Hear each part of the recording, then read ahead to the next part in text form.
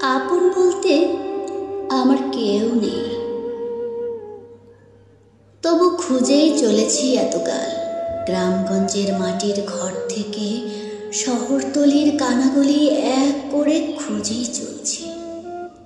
অক্লান্ত পায়ে হেঁটে হেঁটে আজ যে আমি ক্লান্ত, সত্যি খুব ক্লান্ত।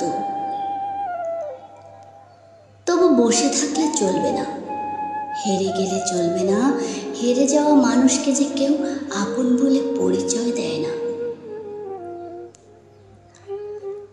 আপন বলতে আমার কেউ নেই, আপন কাউকে পাইনি খুঁজে আজও, যে শুনবে আমার বাসি পান্তা গল্প। সেসব গল্পের বোঝা ঘাড়ে নিয়ে আমি পাড়ি দেব দূরে অন্য কোনো শহরে। কিন্তু রাতের অন্ধকার প্ল্যাটফর্মে যে আমি ছাড়া আর কেউ নেই। নির্জন অন্ধকারে আসা হয়ে এলো ট্রেনের আলো। হুইসেল ছাড়াই বোধ হয় ট্রেন। আমার সাথে কথা বলার কোনো ইচ্ছা নেই।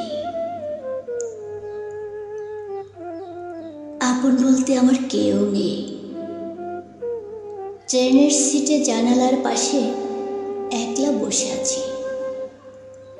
পাশে বসবে এমন একজন সঙ্গী নেই, শুধু আছে একরাশ স্তব্ধতা।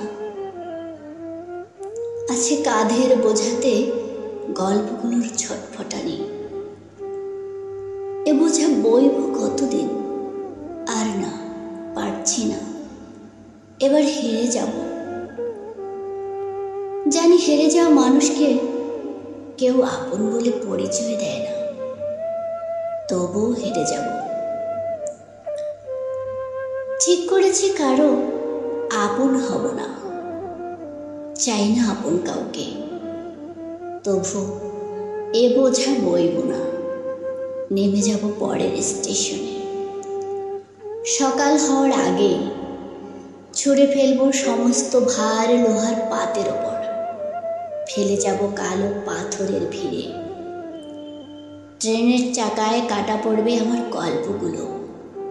অচেনা লোকালয়ে আমি হারিয়ে যাব অপরিচিত হয়ে।